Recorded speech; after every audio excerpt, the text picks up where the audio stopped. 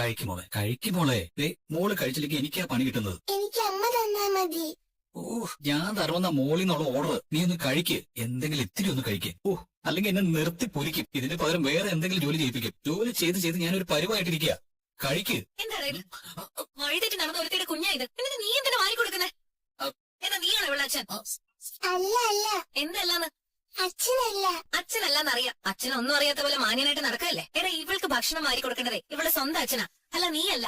അമ്മായി പറഞ്ഞു ഭക്ഷണം കൊടുക്കാൻ. എടാ, അമ്മായി പറയേണ്ടത് അവരുടെ മോന്റെ അടുത്തല്ലേ, അല്ല നിന്റെ അടുത്താണോ? അങ്ങനെ ഭക്ഷണം കൊടുക്കാൻ മാത്രം നീ ഇവളായിട്ട് എന്ത് ബന്ധമുള്ളത്? അവര് പറഞ്ഞെടുക്കുന്നുണ്ടാവും ചിലപ്പോ ഇത് നിന്റെ കുഞ്ഞാണെന്ന്. സ്വന്തം മോനെ വെള്ള പൂഷണമല്ലോ, അതിനുവേണ്ടി അവര് അതല്ല അതിനപ്പുറം പറയും. എന്റെ അനിയത്തി ഒരുത്തിയുണ്ട്, അവളും അങ്ങനെ തന്നെ പറയും. അവര് മാത്രമല്ല, നിന്റെ മുത്തശ്ശനും മുത്തശ്ശിയും വരെ നിന്റെ മേലെ പഴിച്ചാരി ആദർശനെ പരിശുദ്ധനാക്കാൻ നോക്കും. അതൊക്കെ നമുക്ക് അറിയാവുന്ന കാര്യങ്ങളല്ലേ നബിയെ. പക്ഷെ നമ്മുടെ ഇപ്പോഴത്തെ അവസ്ഥ വളരെ മോശമല്ലേടി. നമുക്ക് ഇതൊക്കെ അങ്ങോട്ട് സഹിക്കാം.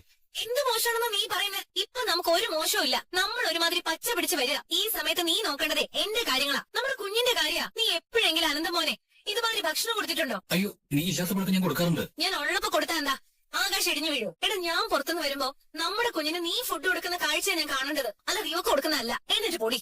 നബിയെ, അങ്ങനൊന്നും പറയില്ല. കൊച്ചു കുഞ്ഞല്ലേ. മോളെ മോളെ. എവിടെയോ കിടന്ന ഒരുത്തിക്ക് ഈ കൊട്ടാരത്തിൽ ഒന്ന് താമസിക്കാനുള്ള ഭാഗ്യം കിട്ടി. എന്നിട്ട് ഇപ്പൊ എല്ലാരും കൂടി അവക്ക് മാറി കൊടുക്കണം. അവക്ക് സ്വന്തമായിട്ട് എടുത്ത് കഴിക്കാനുള്ള പ്രായമൊക്കെ ആയി. ഇനി അത് നീ ചെയ്യേണ്ട കാര്യമൊന്നുമില്ല. ഭർത്താവിന് ചെലവിന് തരുന്നതേ എനിക്ക് അത്ര കുറച്ചിലൊന്നും അല്ല. ഞാൻ നിനക്ക് ചെലവിന് തരാം. എന്നാൽ നീ നിന്റെ അമ്മായി ഏട്ടനും പറയുന്നത് കേൾക്കരുത്, കേട്ടല്ലോ? അവളെ കുറ്റം പറഞ്ഞിട്ട് കാര്യമില്ല സാർ. അഭി ചെയ്ത തെറ്റിന്റെ ആഴം അറിയാതെയാ അവൾ ഈ കോപ്രായങ്ങളൊക്കെ കാണിക്കുന്നത്. ഇപ്പൊ അഭിയുടെ സ്ഥാനത്ത് നിൽക്കുന്ന നീയാണ് മോനെ. ഇതൊക്കെ ഈ കുടുംബത്തിലുള്ളവരെ മാനസികമായി തളർത്താൻ വേണ്ടി എതിരാളികൾ ചെയ്യുന്നതാ. അവിടെയാണ് മോനെ ഞാൻ നിന്നോട് പറഞ്ഞത്, നമ്മുടെ മുന്നിലുള്ള ശത്രു നിസ്സാരക്കാരനല്ല. ഈ കുടുംബത്തെ പറ്റി A to Z മനസ്സിലാക്കിയിട്ടാണ് അവരിതൊക്കെ ചെയ്യുന്നത്. ഇതിന് പിന്നില് അവിക്ക് എന്തെങ്കിലും പങ്കുണ്ടാവും? അത് ഉറപ്പല്ലേ? അവൻ സൈലന്റ് ആയിട്ട് നിന്നിട്ട് ജ്വല്ലറിയെ സഹായിക്കുന്നുണ്ടെന്ന് എനിക്ക് സംശയമുണ്ട്. ഇപ്പോൾ അതേപറ്റിയൊന്നുമല്ല നമ്മൾ ചിന്തിക്കേണ്ടത്. നിന്റെ യാത്രയുടെ അവസാനം ഇതിനൊക്കെ ഒരു പരിഹാരം ഉണ്ടാവും. നമ്മുടെ തകർച്ച ഇനി എതിരാളികൾ ആഘോഷമാക്കി മാറ്റാൻ പാടില്ല. ഈ ഡീല് നമ്മുടെ കൈവിട്ട് പോയില്ല മുത്തച്ഛ. 5 വർഷത്തെ എഗ്രിമെന്റ് അവരുമായിട്ട് ഉറപ്പിക്കാൻ പോകുന്നത്. അത് മാർക്കറ്റിലുണ്ടാക്കുന്ന ചലനം ചെറുതൊന്നുമല്ല. വിട്ടുപോയി ഇൻവെസ്റ്റേഴ്സ് എല്ലാം തിരിച്ചു വരും. അങ്ങനെ വന്നാൽ തന്നെ ഇപ്പൊ നമുക്കുണ്ടായ ചെറിയ തളർച്ചയെ അതിജീവിക്കാൻ പറ്റും ആദർശേ. അതെല്ലാം കണക്കൂട്ടി തന്നെ ഞാൻ പോകുന്നത്. പണിക്കൂലിയൊക്കെ കുറച്ച് ഇവിടുത്തെ മാർക്കറ്റ് പിടിക്കാൻ വേണ്ടി നമ്മുടെ എതിരാളികൾക്ക് കഴിഞ്ഞേക്കും. പക്ഷെ ഇതുപോലുള്ള വലിയ വലിയ ഡീല് നടക്കുമ്പോൾ അവർ നോക്കുന്നത് പണത്തിന്റെ മൂല്യം മാത്രമല്ല, മറിച്ച് സ്വർണത്തിന്റെ മൂല്യം കൂടിയായിരിക്കും. ഒരുപാട് നാളുകൾക്ക് ശേഷമാണ് നീ വിജയിക്കാൻ വേണ്ടി ഞാനും നിന്റെ മുത്തശ്ശിയൊക്കെ ഇത്രത്തോളം പ്രാർത്ഥനകൾ നടത്തുന്നത്. ഇതിനു മുമ്പ് ഇങ്ങനെ ഉണ്ടായിട്ടില്ല എന്നല്ല, ഇതുപോലൊരു പ്രതിസന്ധിയിലൂടെ നമ്മൾ ഈ അടുത്ത കാലത്തൊന്നും കടന്നുപോയിട്ടില്ല. അതിന്റെ ഒരു സംഘർഷം ഈ വീട്ടിൽ ഓരോരുത്തരും അനുഭവിക്കുന്നുണ്ട്. അതിനോടൊപ്പം തന്നെ നീ പരാജയപ്പെടണമെന്ന് ആഗ്രഹിക്കുന്നവരും ഈ കൂട്ടത്തിലുണ്ട്. ഒരു വീട്ടിൽ തന്നെ 2 ചേരിയിലുള്ളവരാണ് ജീവിക്കുന്നത്. അപ്പൊ പിന്നെ പുറത്തത്തെ കാര്യം പറയണ്ടല്ലോ. ആരോ ഒരാൾ നമ്മുടെ നിഴലായി കുറെ നാളായി നടക്കുകയാണ്. അയാൾ തന്നെയാണ് AM ജ്വല്ലറി എന്ന പേരിൽ ഒരു സ്വർണ്ണ ബിസിനസ് തുടങ്ങിയിരിക്കുന്നത്. അത് ഈ പറയുന്ന ഡേവിസ് ആവണമെന്നില്ല. ഡേവിസ് ഒരു ബിനാമിയാണോ എന്ന് പോലും എനിക്ക് സംശയമുണ്ട്. ഇതുപോലെ ഒരുപാട് സാഹചര്യങ്ങളിലൂടെ കടന്നു വന്നവരല്ലേ മുത്തച്ഛൻ നമ്മള്. പെട്ടെന്ന് കുതിച്ചു വരുന്നിട്ടുള്ളവരൊക്കെ തളർന്നു വീണിട്ടേ ഉള്ളൂ ഈ മേഖലയിൽ. ഇവിടെയും അത് തന്നെ സംഭവിക്കും. അവൻ കോൺഫിഡന്റ് ആണ് അച്ഛാ. അവന് കോൺഫിഡൻസ് കൂട്ടാൻ വേണ്ടിയിട്ടാണ് ഞാൻ ഇങ്ങനെയൊക്കെ സംസാരിക്കുന്നത്. വലിയൊരു ആപത്ത് മുന്നിലുണ്ടെന്ന് എന്റെ മനസ്സ് പറയുന്നു. അത് അവന്റെ ദുബായ് യാത്ര കഴിഞ്ഞപ്പോൾ മുതലുള്ള എന്റെ ആശങ്കയാണ്. അവിടെ അവൻ 100% ആത്മവിശ്വാസത്തോടെ വേണം ഫ്ലൈറ്റ് കയറാൻ. ഒരിക്കലും തല താഴ്ത്തി എന്റെ മുന്നിൽ വന്ന് നിൽക്കേണ്ട അവസ്ഥ അവൻ ഉണ്ടാവരുത്. അങ്ങനെ സംഭവിച്ചാൽ അടുത്ത നമ്മുടെ മീറ്റിംഗിൽ കമ്പനിക്കകത്തുള്ളവർ തന്നെ നമ്മളെ ചോദ്യം ചെയ്യും. അതിനുള്ള അധികാരം നമ്മൾ അവർക്ക് കൊടുത്തിട്ടുണ്ട്. അത്തരം സാഹചര്യം ഉണ്ടാവരുതേ എന്നാണ് എന്റെ പ്രാർത്ഥന. കേസ് പഠിക്കുമ്പോഴും അവളുടെ മുഖമാണല്ലോ മനസ്സിൽ തെളിയുന്നത്. ഇങ്ങനെ പോയാൽ എന്റെ കക്ഷികളോട് നീതി പുലർത്താൻ പറ്റില്ല. അവളെ ഒന്ന് വിളിച്ചു കഴിഞ്ഞാൽ കുറച്ച് ആശ്വാസം കിട്ടും. ഈ സമയത്ത് വിളിക്കണോ? 9:45 ആയിട്ടുള്ളൂ. ഇനി എന്തെങ്കിലും പിണക്കമുണ്ടെങ്കിൽ ഈ സമയത്ത് എടുക്കില്ല. അനിയാണോ എന്തോ? നവീനേട്ടനാണല്ലോ. ഹലോ നവീനേട്ട. വിളിച്ചപ്പോ തന്നെ എടുത്തല്ലോ. നന്ദു, ഞാനൊരു കേസ് പഠിച്ച് ബോറടിച്ചപ്പോ വിളിച്ചതാ. ഞാനും ഇവിടെ ബോറടിച്ചിരിക്കുമായിരുന്നു. വിളിച്ചെന്തായാലും നന്നായി. ഒരു കുത്തുകേസ വീട്ടിനകത്ത് അതിക്രമിച്ച് കയറിയപ്പോ സ്വയരക്ഷയ്ക്ക് ഗ്രഹനാഥം ചെയ്തതാ. അതിക്രമിച്ച് കയറിയത് ഗുണ്ടകളാ. അവരയച്ചത് നാട്ടിലൊരു പ്രമാണി, പബ്ലിക് പ്രോസിക്യൂട്ടർ ഒരു പുലിയ. അപ്പോ കേസ് കുറച്ച് കടുക്കുമല്ലോ. അല്ല, എന്റെ സഹായം എന്തായാലും വേണോ?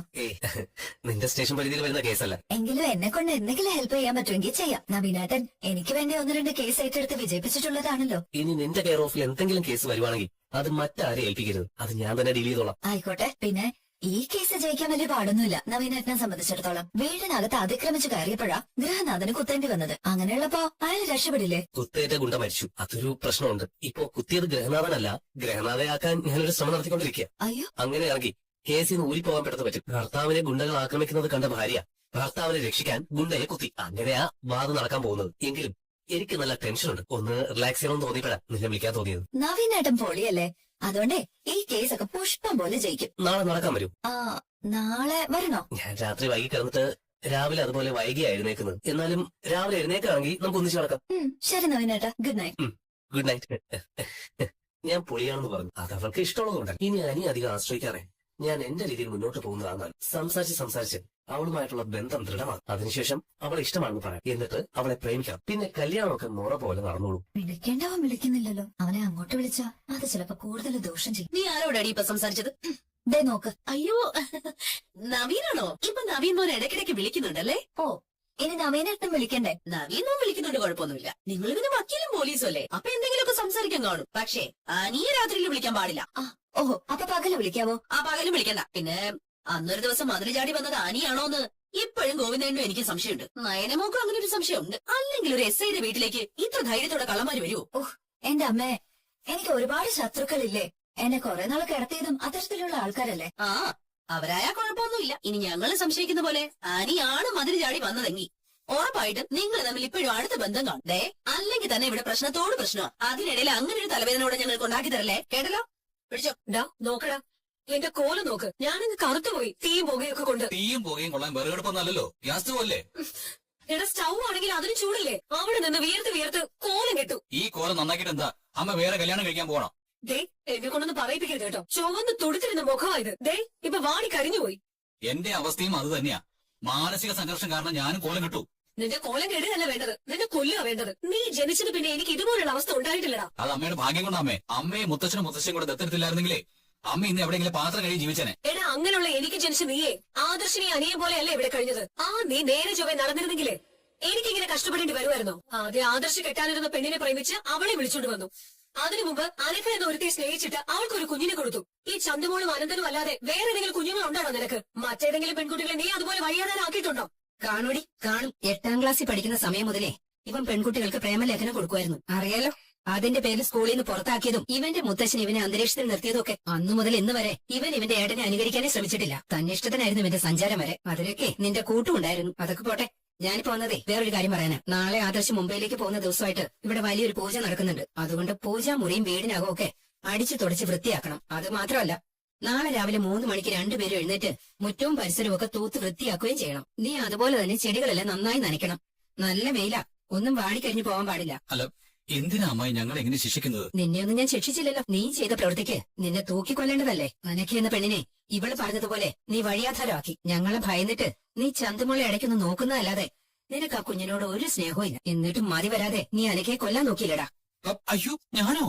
നീ മിണ്ടരുത്. അമ്മയുടെ മുന്നിലിട്ട് മകനെ കൊല്ലേണ്ടതാ. അതിന് പകരം ഞങ്ങൾ ഇത്രയല്ലേ ചെയ്യുന്നുള്ളൂ. എടി, ഇത്രയും പ്രായമായിട്ട് നന്നാവാത്തവന് ഒരു ദിവസം സ്നേഹത്തോടെ നീ ഭക്ഷണം കൊടുക്കണം. എന്നിട്ട് അതിനകത്ത് കൊല്ലാനുള്ള എന്തെങ്കിലും ഒന്ന് കലർത്തി കൊടുക്കണം. ഇങ്ങനെയുള്ളവന്മാരൊന്നും ജീവിച്ചേക്കരുത്. എന്താടി നീ ഇപ്പൊ കാണിച്ചേ? ഞാനൊന്നും കാണിച്ചില്ല. എനിക്കറിയാം നിനക്ക് എന്നെ തല്ലാനും കൊല്ലാനുള്ള ദേഷ്യമുണ്ടെന്ന്. അതങ്ങ് നിന്റെ മനസ്സിൽ വെച്ചാ മതി. നോക്കടാ, പോയൊന്ന് നോക്ക്. ചിലപ്പോഴേ മറഞ്ഞു നിൽക്കും. പോയി. ഇന്ന് കറികളിലെ മുട്ട കലർത്തിയത് എന്തുകൊണ്ട് നന്നായി. അതുകൊണ്ട് അവളുമാരുടെ പ്രാർത്ഥനയൊന്നും വലിക്കില്ലല്ലോ. ഓ, അതിന് അമ്മായി കഴിച്ചില്ലല്ലോ. അവർ ഫ്രൂട്ട്സ് മാത്രമല്ലേ കഴിച്ചുള്ളൂ. എന്തായാലും ബാക്കിയുള്ളവർ കഴിച്ചല്ലോ. പോയവളുടെ മകൻ തോറ്റു തൊപ്പിയിടണം. ആ ഡീൽ അവന് കിട്ടരുത്. മൂർത്തീസ് ജ്വല്ലറി തകരണം. ഇപ്പൊ നമുക്ക് പ്രയോജനമുള്ളതേ AM ജ്വല്ലറി കൊണ്ടല്ലേ. അപ്പൊ അവര് നന്നാവാൻ വേണ്ടിയിട്ടാ നമ്മൾ പ്രാർത്ഥിക്കേണ്ടത്. എനിക്കും അങ്ങനെ ഒരു പ്രാർത്ഥനയുള്ളത്. ഞാനിപ്പോ നിന്നെ വിളിച്ചാലോ എന്ന് ആലോചിച്ചതേ ഉള്ളൂ. നീ വിളിച്ചില്ലെങ്കിലേ കൃത്യമായിട്ട് നവീനേട്ടൻ വിളിക്കുന്നുണ്ടായിരുന്നു. ആളിതെ ഇപ്പൊ വിളിച്ചിട്ട് വെച്ചതേ ഉള്ളൂ. അവൻ എന്തിനാ വിളിച്ചത്? എന്താ, നവീനേട്ടനെ വിളിച്ചൂടെ? അല്ല, ഈ രാത്രിയിലൊക്കെ എന്തിനാ വിളിക്കുന്നേ? എപ്പോ വേണമെങ്കിലും നവീനേട്ടൻ എന്നെ വിളിക്കാലോ. അതിനൊന്നും ഒരു കുഴപ്പമില്ല. ഞങ്ങളിപ്പോ നല്ല ഫ്രണ്ട്സ് അല്ലേടാ. പ്രത്യേകിച്ച് നിന്റെ കേസും മറ്റു 2 കേസും കഴിഞ്ഞതോടുകൂടെ ഞങ്ങൾ എല്ലാം ഷെയർ ചെയ്യാറുണ്ട്. ഹലോ, എന്താടാ നീ ഒന്നും മിണ്ടാത്തെ? ഒന്നുമില്ല. ആണുങ്ങളുടെ സംശയവും ഈ വൃത്തികെട്ട ഈഗോയും ഒക്കെ നിനക്കുണ്ടോ? ഏയ്, എനിക്കങ്ങനൊന്നുമില്ല. അല്ലെങ്കിൽ തന്നെ നവീൻ നിന്നെ വിളിക്കുന്നതിനാ.